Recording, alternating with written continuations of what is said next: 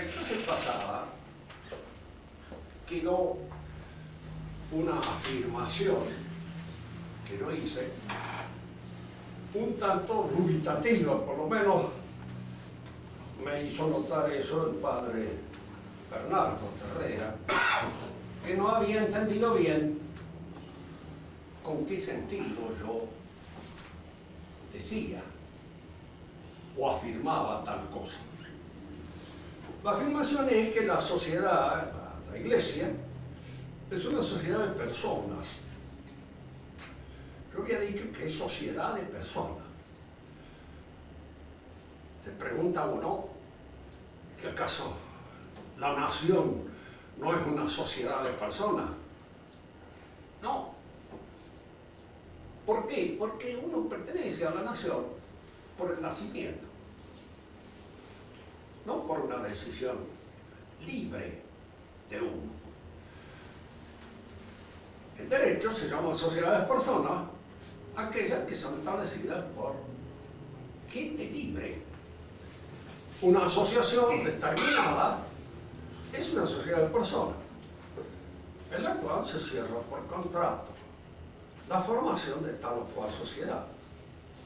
Y cada uno de los contratantes tiene libertad para hacer y realizar ese contrato. Fíjense que en la historia, cuando se traslada este tipo de asociación a la sociedad política, ahí se comete un error inmenso, que trae luego una serie sucesiva de errores que dependen del primero. Convierten a la sociedad política en una sociedad contractual, como si nosotros hubiéramos alguna vez dispuesto con toda libertad ser argentinos. No hemos dispuesto con toda libertad ser argentinos, hemos nacido argentinos. Como hemos nacido yo Calderón y usted vecina. Nos guste o no nos guste.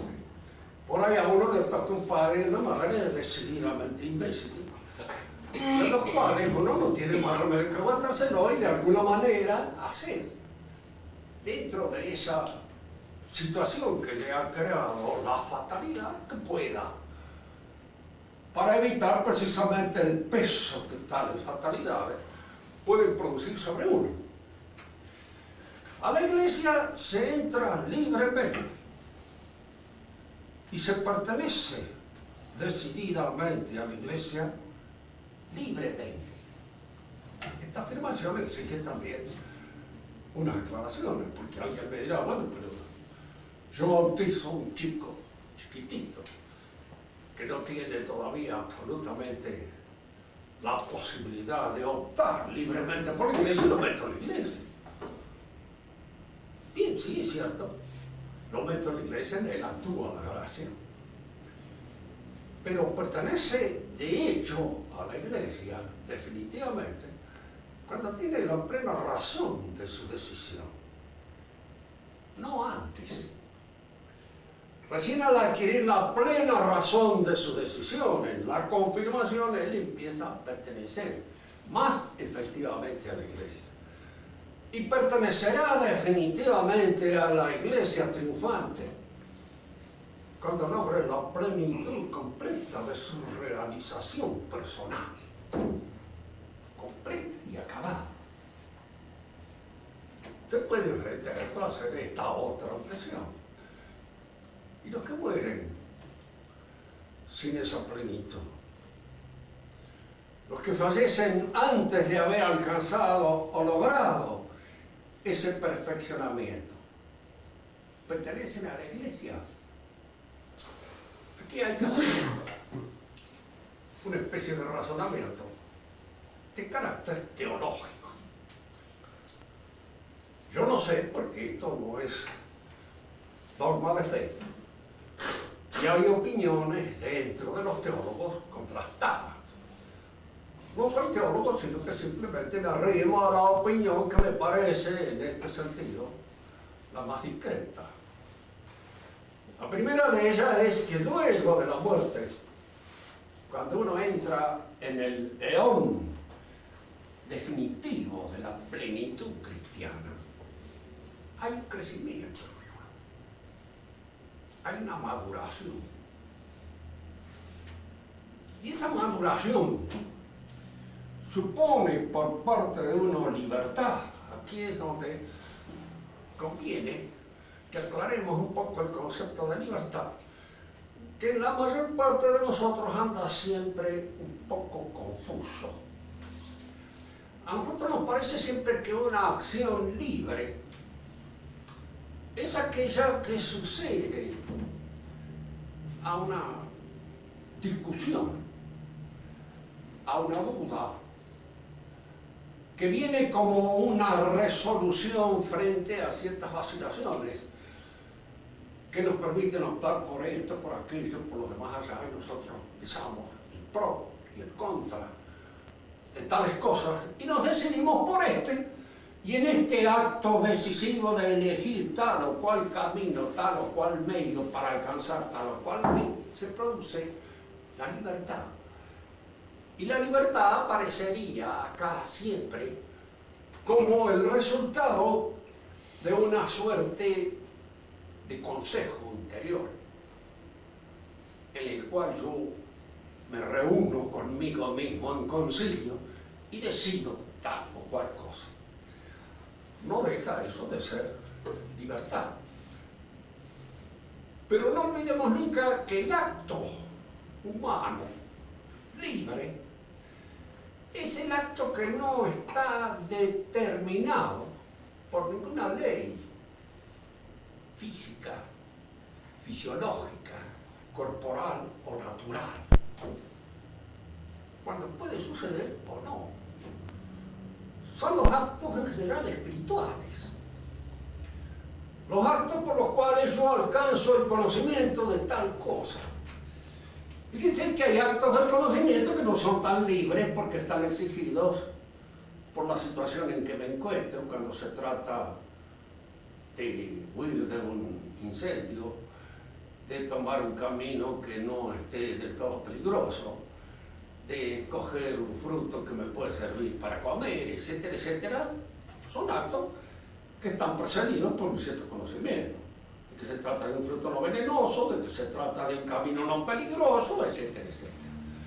Pero de alguna manera estoy exigido, en cierto modo conducido por el instinto de salvación, para optar tal o cual camino, tal o cual fruto.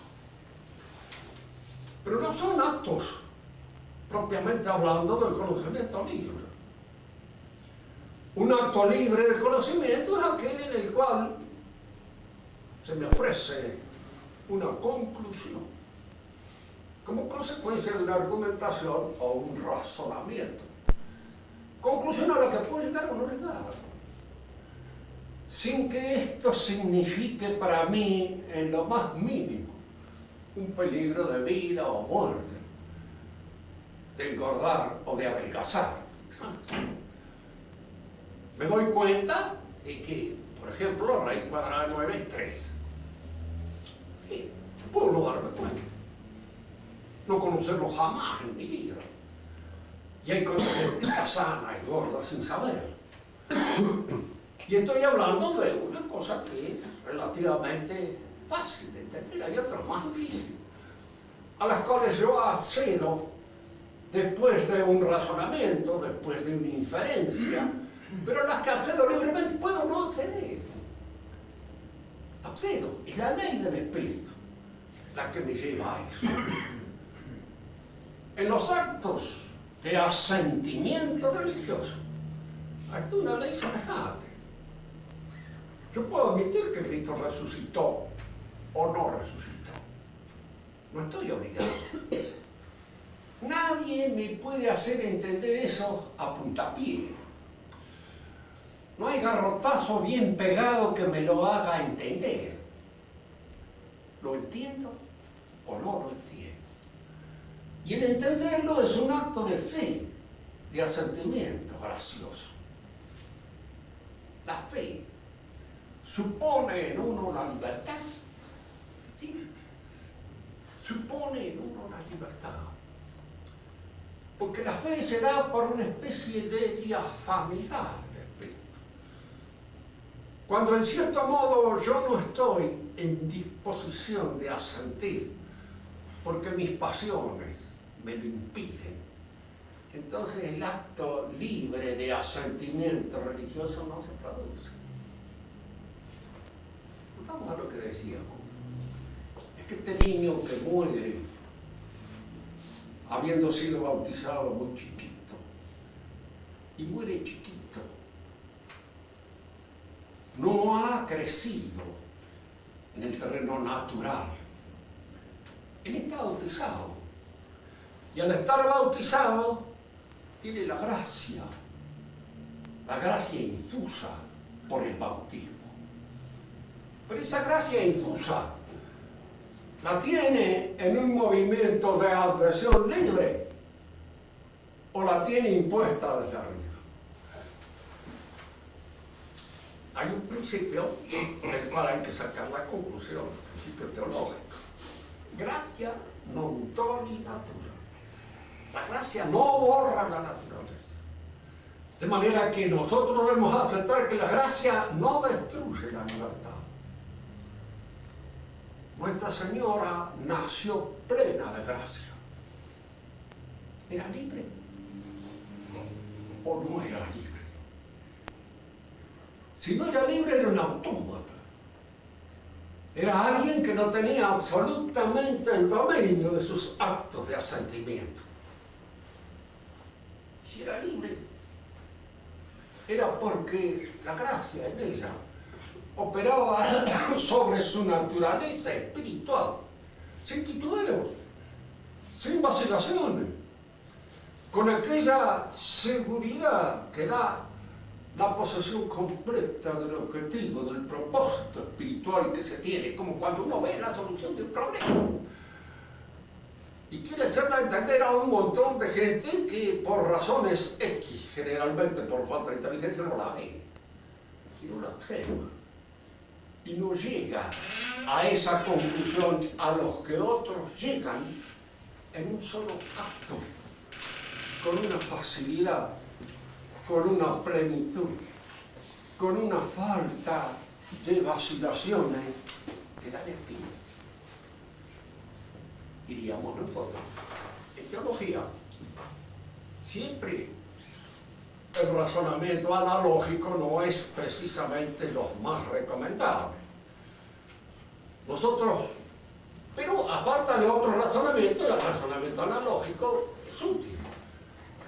De la situación de la Virgen María, podemos entrar nosotros la idea de que ese niño que muere en la gracia, muere en una plenitud espiritual de adhesión a la verdad, que se expande y madura en el cielo, en el otro eón, en el eón que viene después de este, que es el eón en que reina la muerte, y en que reina la caducidad, y en que reinan todas aquellas dudas y aquellas vacilaciones que ponen en conflicto nuestros actos libres.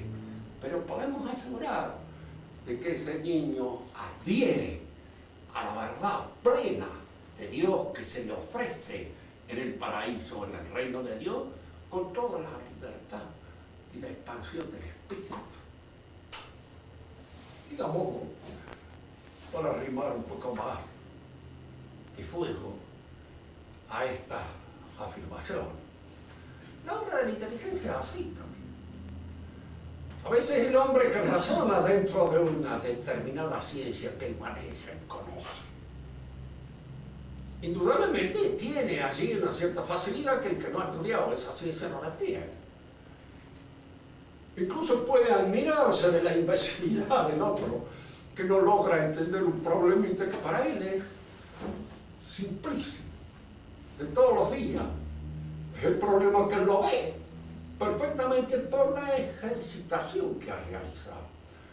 Y esa ejercitación supone precisamente esa libertad del espíritu, de adhesión a la verdad, que crea el hábito científico. Hay persona que se encuentra frente a la doctrina de Kant, que el hombre conoce mediante ciertas formas a priori del conocimiento. Alemán, indudablemente, sí, hay que ejercitarse y empezar por el ABC, como en todos lados, como en todas partes. Uno no puede tener un buen criterio médico si no ha estudiado muchas cosas. Si uno ha visto muchos enfermos, ha visto muchas cosas. Y el buen criterio significa precisamente cuando uno está frente al enfermo, descubrir cuál es la enfermedad que padece. Descubrirla. Y eso es un acto libre, sí, porque no está determinado, no es exigido, ojalá por exigir, porque todos los médicos la acertarían siempre. Pero hay algunos que no la acertan y le erran. Y el que la acierta libremente, porque el acto espiritual es libre. Y se produce así, sin la influencia de ninguna determinación o determinismo extraño a este contacto, a este acto que produce el encontrarse frente a la verdad, la inteligencia.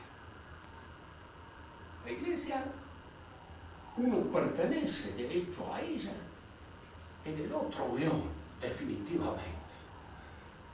Ya entonces sí, se puede decir sin vacilaciones pertenezco, pero esa pertenencia no ha borrado la naturaleza, no la ha destruido. Y la naturaleza ha procedido con toda la libertad que se producen en los actos espirituales.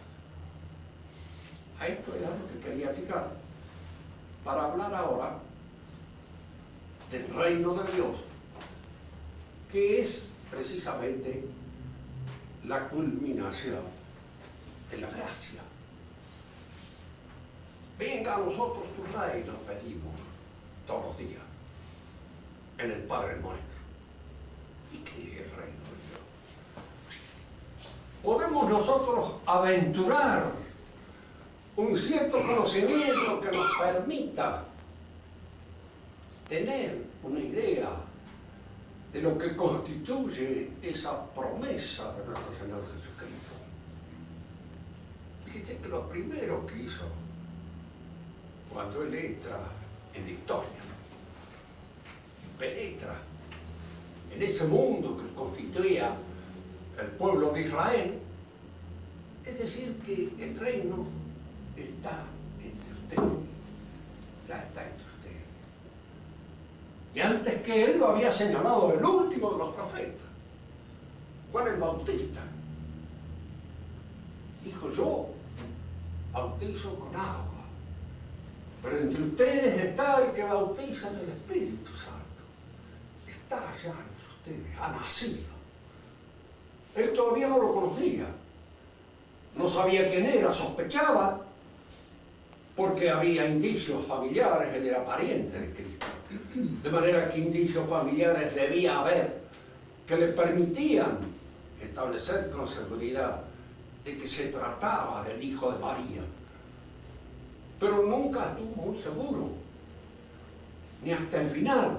Sabía que él tenía que acusar ese advenimiento. Pero al final, cuando él manda a preguntar si efectivamente él es el Cristo, el Hijo del Dios vivo, y él entonces le contesta con un texto de Isaías en el cual le dice: los reinos andan, los ciegos ven, los leprosos son curados, y que de alguna manera con ese texto señala, diríamos así, la relación viva que existe entre el Antiguo y el Nuevo Testamento.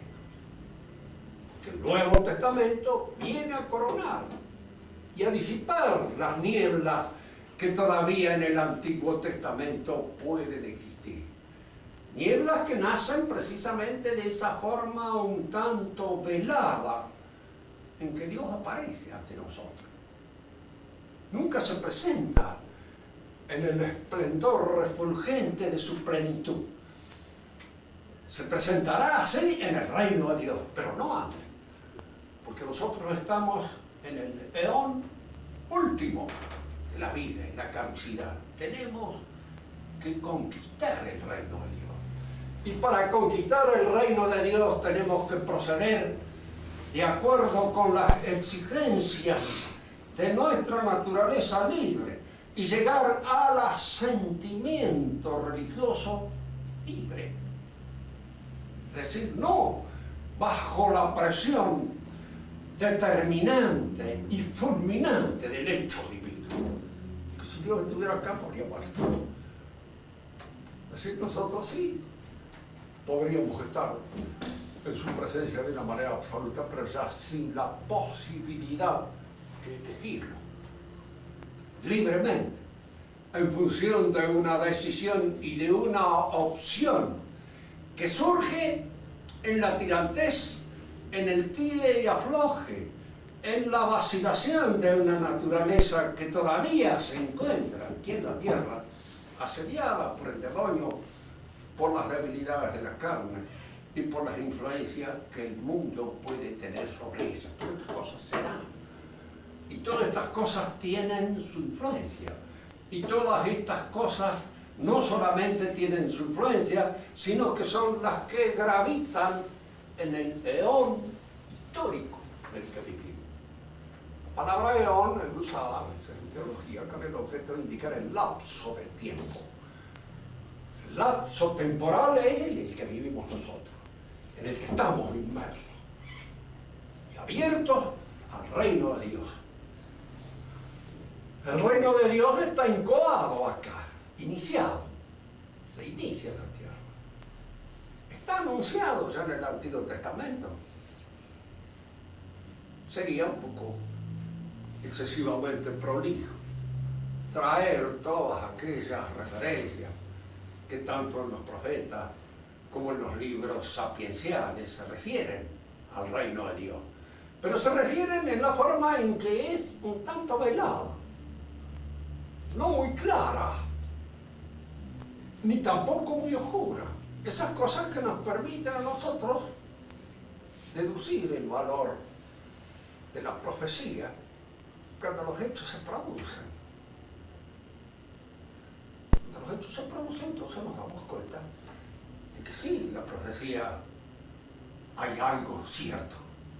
Supóngase, por ejemplo, que alguien hace 5.000 años hubiera leído uno de los testimonios por el cual Dios designaba a Abraham y le decía: yo te voy a hacer un pueblo innumerable. Y Abraham era, en ese momento, el jefe de una familia de tal vez 100 personas, con los servidores, todos los males. Alguien que hubiera leído eso hubiera dicho: se la prometen, falta un tiempo para que se cumpla. Han pasado 5.000 años y nosotros podemos decir: la promesa está plenamente, totalmente cumplida. Fíjense que siempre, que hemos señalado en distintas oportunidades, la palabra de Dios tiene esa característica. Se cumple. Una chica saluda a otra en un pueblito de Galilea y le dice: bendita tú entre todas las mujeres, bendito el fruto de tu vientre, te llamarán bendita por la generación de la generación. Es decir, la cosa es esta, es simple. Son dos muchachas modestísimas que se encuentran en un pueblo que puede ser parecido a Resolana o a Capitán Montoya, lo último de la Pampa del Cerro. Nada. Uno me dirá: bueno, pero a lo mejor eso no sucedió nunca, pero está escrito. Desde el siglo I de nuestra era está escrito. Ya está escrito. Supóngase que no haya sucedido, efectivamente, que lo haya inventado alguien. Más difícil todavía de explicar. ¿Por qué? Porque este que lo ha inventado con pleno conocimiento de que esto iba a suceder. Y que en los siglos, a esta muchacha la iban a llamar bendita. Es interesante señalar estas coincidencias para darse cuenta la relación viva que existe entre la palabra de Dios y aquello que efectivamente se realiza, que eso es lo que íbamos a ver. De acuerdo que los exégetas del Apocalipsis se encontraban frente al hecho de que el Apocalipsis habla de un ejército en el cual se movilizan 200 millones de hombres. Jamás, en la época en que se escribió el Apocalipsis, ese número podía ser tomado, tanto que muchos intérpretes a lo largo de la historia le han sacado 3 ceros, 4 ceros, 5 ceros, todos los ceros que quieran. En la actualidad, como comenta muy bien Castellani en sus comentarios sobre el Apocalipsis, se puede admitir que esa movilización sea posible. También cuando se hablaba del anticristo se decía que iba a aparecer en todas partes al mismo tiempo, anunciando con su palabra, se sospechaba de que tendrá el poder de la ubicuidad. Estará en todos lados, ya no hay bilocación, sino la multiplicación de las locaciones. Hoy día sabemos que a través del televisor eso es perfectamente posible. De manera que lo que no era inteligible hace 30, 40, 50 años, o 100 años, 200 años, hoy, porque se va aclarando el sentido de los textos. El Antiguo Testamento habla muchas veces del reino de Dios. Y como siempre hay en el Antiguo Testamento las referencias al reino escatológico, a lo que ha de llegar después del león histórico, del paso de la historia. Y al mismo tiempo habla, como reino de Dios, de aquello que es la figura del reino de Dios. En teología la figura es lo que anuncia a otro suceso que se va a dar de una manera más completa y acabada. Por ejemplo, Adán puede ser figura del Cristo. Es el primer hombre. Y Cristo es el primer hombre ciudadano del reino de Dios, que indica entonces el paso del león histórico al león suprahistórico o león escatológico que ha de venir allende la puerta y que ha de cumplir todas aquellas manifestaciones de la historia. Vamos a hacer una pequeña reflexión sobre esto para insistir después, en otra oportunidad, sobre algunos aspectos que queden más oscuros. Nosotros vivimos en el curso de la historia. Estamos en el tiempo. Cuando la muerte nos sorprenda, nosotros pasamos del león histórico a una situación en la que hay una transición del orden temporal, cronológico, a la eternidad. Los sucesos que vengan después no pueden ser examinados ni medidos como los sucesos que suceden y acontecen en el terreno de la historia, uno tras otro. Todo un ejemplo para que se entienda mejor. Se discutía a veces entre los teólogos cuánto tiempo podía durar un hombre en el purgatorio, si 20 años, 30 años, 50, 60, 70. Está prohibido pensar en eso. Vean el Singer. ¿Por qué? Porque no hay años. No sabemos cómo suceden las cosas, ni lo que durará una purificación. A veces la velocidad, diríamos así, del león suprahistórico es una cosa que a nosotros nos aturde un poco, pero no podemos pensar. Suele darse una analogía en los sueños. Según se dice, a veces tenemos una pesadilla que apenas dura unos segundos. Y nos ha parecido una eternidad en el momento en que la hemos padecido. Nos ha parecido que se ha extendido extraordinariamente, porque es una pesadilla que pesa sobre nosotros. Simplemente quiero señalar que el paso al león que viene, león venido, no puede medirse en términos cronológicos, como hacemos con los pasos y los sucesos y los acontecimientos que ocurren aquí en la dimensión histórica. Nosotros vivimos en la historia y constituimos esa sociedad que ha sido de alguna manera marcada en su raíz por la presencia de Cristo. Marcada de una manera tal que esa sociedad no puede de ningún modo sacarse de encima la marca de Cristo. Fíjense que esto es importante. Está lleno de gente que no cree en Cristo. Está lleno de gente que ya ni ha oído hablar de Cristo. Y sin embargo, Cristo los ha marcado.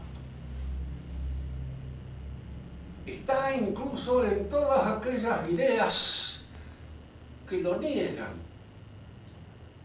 en todas aquellas ideas que procuran realizar el reino escatológico, el reino de Dios aquí en la tierra, como una utopía realizarse aquí.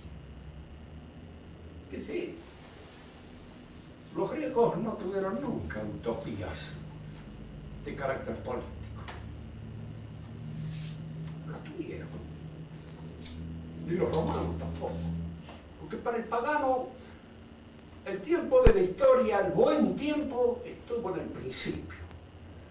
Era el paraíso perdido. Era la edad de oro, llamémosle como quieran.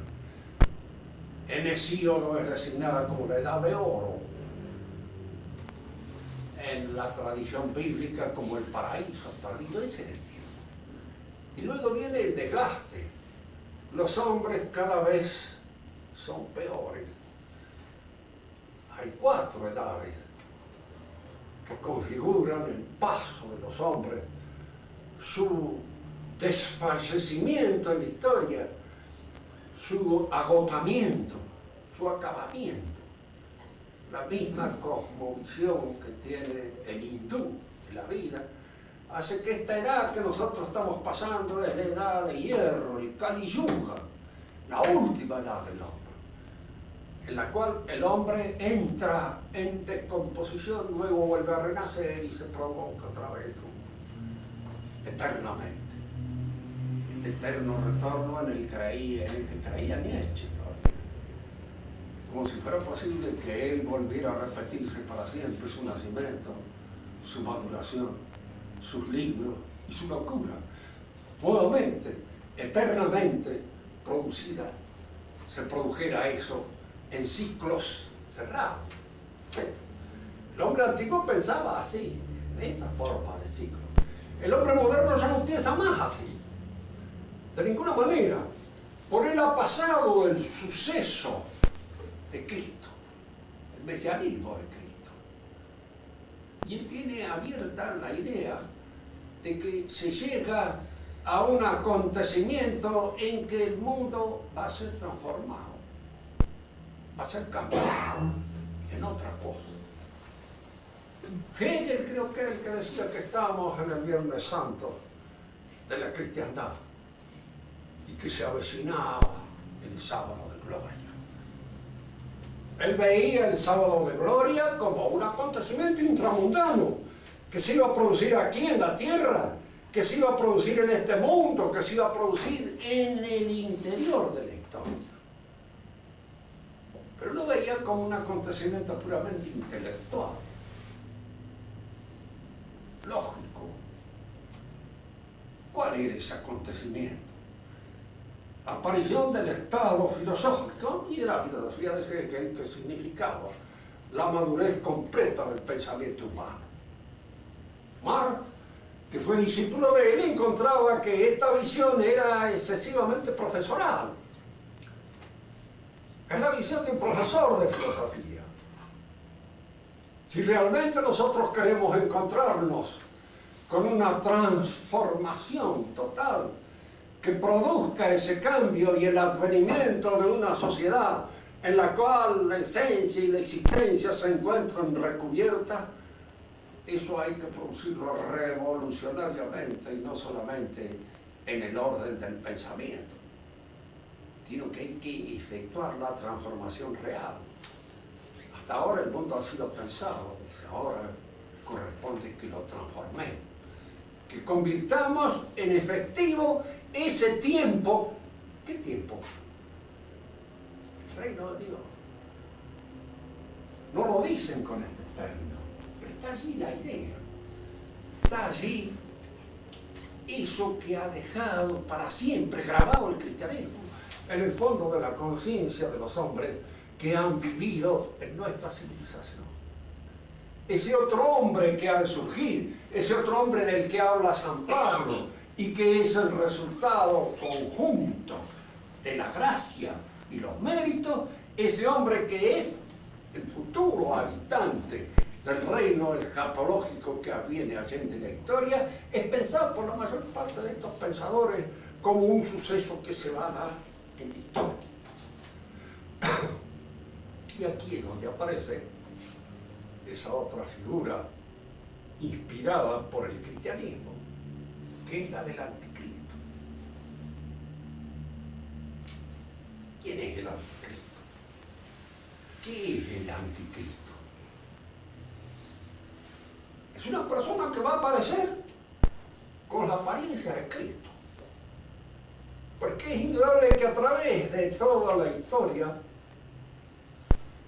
el diablo que conduce el baile, en alguna manera, no ha hecho nada más que caricaturizar el cristianismo, desfigurarlo, presentándolo como una figura que se realiza en el interior de la historia, aupada, sostenida, afianzada por las fuerzas puras y exclusivamente naturales. El anticristo es una figura humana, indudablemente, que tiene una relación con ese enemigo de Dios, que es Satanás, es seguro, pero es humano, es un hombre. Y es un hombre que ha de aparecer al final de los tiempos, cuando el guión histórico esté por terminar, y que ha de aparecer configurada, sostenida, afianzada, impulsada por todas las fuerzas históricas que han hecho pie en el cristianismo para entenderlo de una manera desfigurada y puramente temporal, inmanente e histórica. Dice, nosotros nos encontramos ante una sociedad altamente evolucionada, una sociedad que vive incluso de todos aquellos milagros que se atribuyen a la ciencia, a una ciencia, no tiene por qué negar, que tiene indudablemente algunos performances bastante notables en sus conquistas, etc., que nos pretende dar posiblemente la solución a todos aquellos problemas que nos aquejan y producir este hombre que se va a encontrar sin conflictos al final de los tiempos.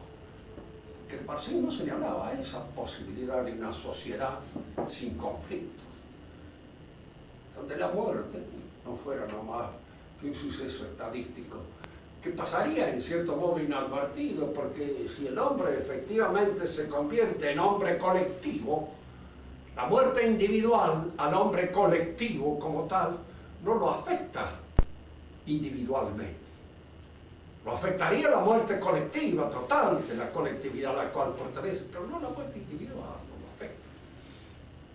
Pasaría inadvertida. Para indudablemente esta transfiguración del hombre individual en hombre colectivo es una utopía y es de alguna manera una transposición del pensamiento escatológico cristiano en términos naturalistas, en términos de visión política de este mundo.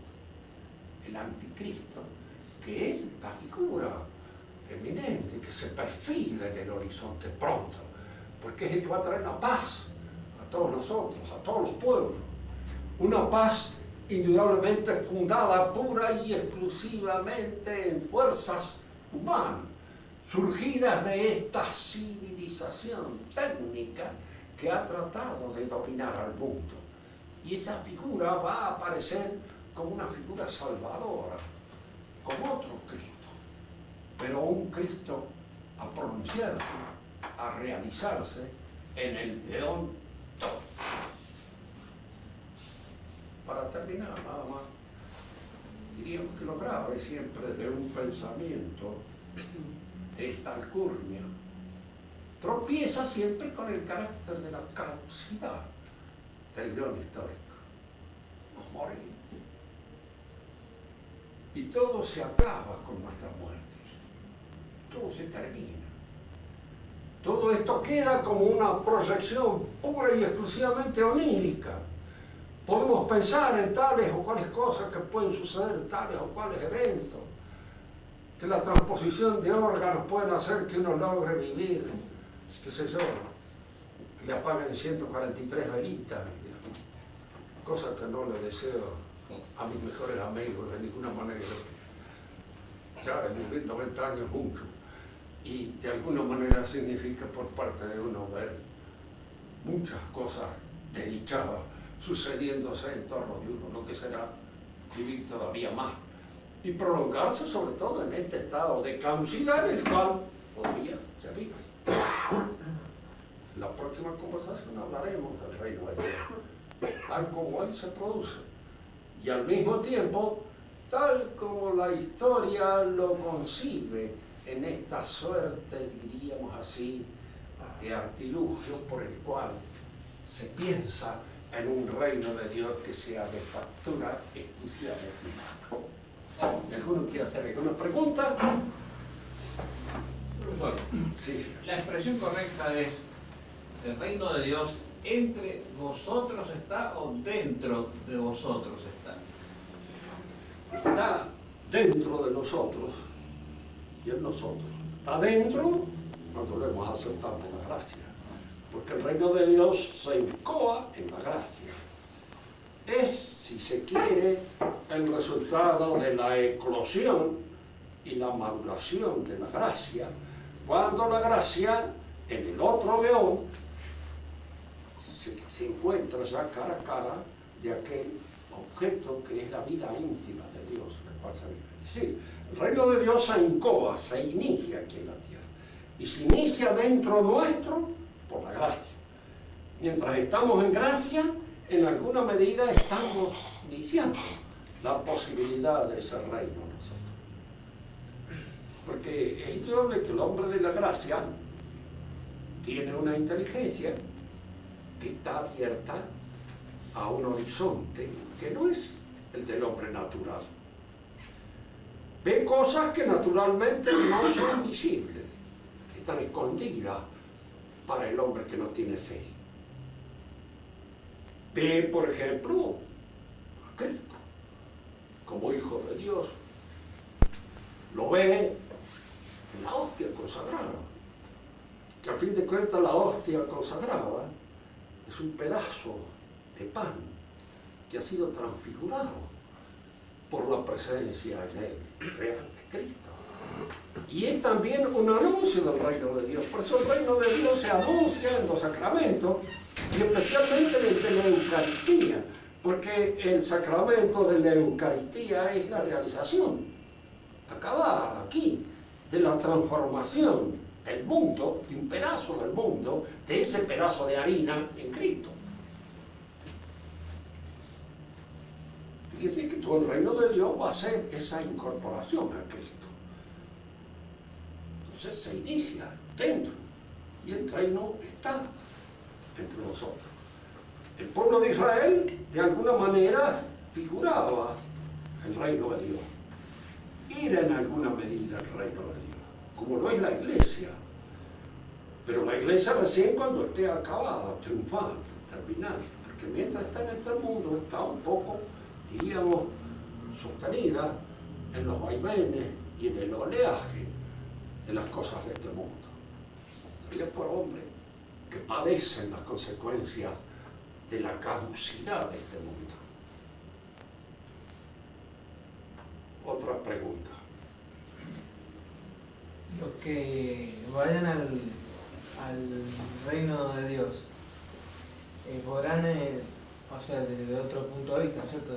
¿Cómo? De un punto de vista absoluto, o sea, una vez transpuesto del otro lado de este mundo, pueden ser, son, o sea, digamos, acompañan el fin de los tiempos del mundo, o sea, porque como si nuestra muerte se nos acaba nuestro mundo, pero el mundo sigue. O sea, más allá, uno ve el otro se muere y el mundo sigue, y así con todo. Esa persona va a poder ver el fin de los tiempos que anuncia la Sucede esto, ¿no es cierto? Cuando se nos habla del reino de Dios que va a venir, se nos dice lo siguiente: no pasará esta generación que todos estos sucesos se den.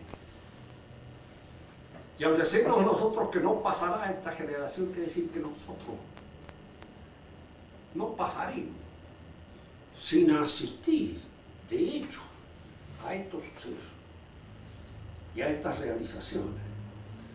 Porque el paso nuestro de la historia cronológica de este mundo sucesivo a la eternidad implica que nosotros nos vamos a encontrar, en cuanto hayamos muerto, frente a la realización efectiva del reino, de lo que hay, y al cumplimiento de todas esas cosas.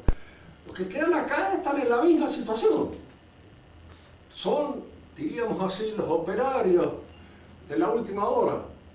Cobran el mismo salario, porque al fin de cuentas, cuando llegue el advenimiento del reino de Dios o el paso a la muerte, para todos nosotros suceden esas cosas. Quiero decirles ya más así: usted no pasará sin ver estas cosas.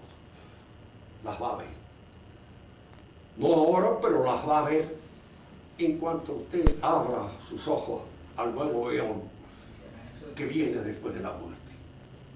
Y fíjese que esto lo ha prometido, yo lo entiendo así un poco, ¿no? No pasará esta generación sin que todas estas cosas sucedan. Han pasado tantas generaciones que uno dice: ¿qué nos quiso decir? Nos quiere decir que nosotros nos encontramos después de la vida histórica frente a todos estos sucesos. De hecho, nos encontramos abocados a estos sucesos. Los vemos realizarse efectivamente ante nosotros. ¿De qué manera? Bueno, allí es donde no nos dan los vocábulos que están inspirados, diríamos, en nuestras experiencias puramente terrenas y sensibles. Pero eso es, reino de Dios va a entrar para todo. Eso bien decía, no me acuerdo que un historiador alemán, que todas las generaciones, todas están igualmente cerca de Dios. Porque todas están igualmente cerca del suceso fundamental que viene en esta generación. Aquellos que dicen: bueno, pero esperar el fin del mundo. No, el fin del mundo viene ya. Y sucede. Ya está el fin de este mundo. Está firmado. Y nosotros vamos a ver. No va a pasar nuestra generación sin que lo veamos. ¿Se entiende esto? Es que no hay tiempo. Es que no hay tiempo. No tenés noción de tiempo. Lo que pasa es que para es que hay que hacer que no hay noción de tiempo. No hay tiempo. Claro. Es la única manera de... Somos los sólidos. Claro.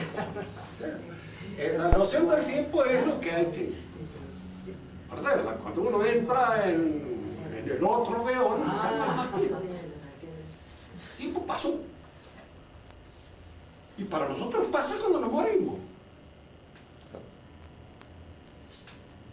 Fíjense que hay en este sentido a veces cosas muy interesantes. Porque lo vas a ver todo terminado, hecho. Yo no entro aquí en las digresiones del Reader Digest sobre lo que le puede pasar a uno después de la muerte. Pero sí de gente, como por ejemplo podría ser Morrat, a quien lo atendió un canónigo. Él era incrédulo. Y era incrédulo. Había sido formado bien católico, pero había perdido la fe. Se había enojado con Dios. Y se había enojado con Dios porque había quedado muy sordo. Entonces no pudo. Sí, sí. Y cuando muere, claro, él tiene un verso final muy lindo que yo se lo he leído a Gustavo, en donde él pide creer. Dice, quiero que al morir y al levantar la lápida de mis antepasados abrace la misma fe que ellos tuvieron. Parece que, en fin, estas cosas son a veces escuchadas por Dios cuando uno hace ese pedido que nace de la mayor intimidad.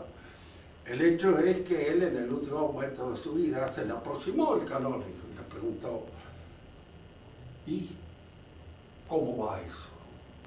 Y él dijo estas palabras que fueron las últimas, siento que alguien se aproxima. No más. Pero fíjense que a veces esto es una cosa última, siento que alguien se aproxima. Diríamoslo, todos lo han sentido. Yo recuerdo siempre la muerte de pobre George Santayana, que murió también, un filósofo que escribió en inglés en Norteamérica, pero en español también. Y que también murió en un hospital de religiosos, pero él no creía tampoco nada. La monja que lo atendía le preguntó al último, le dice, que él se revolvía en la cama, ¿qué le pasa? Sufro. Le pregunta a la monja, ¿materialmente? No, espiritualmente. ¿Y qué es lo que tiene? Desperation. En inglés, desesperación. Desesperación.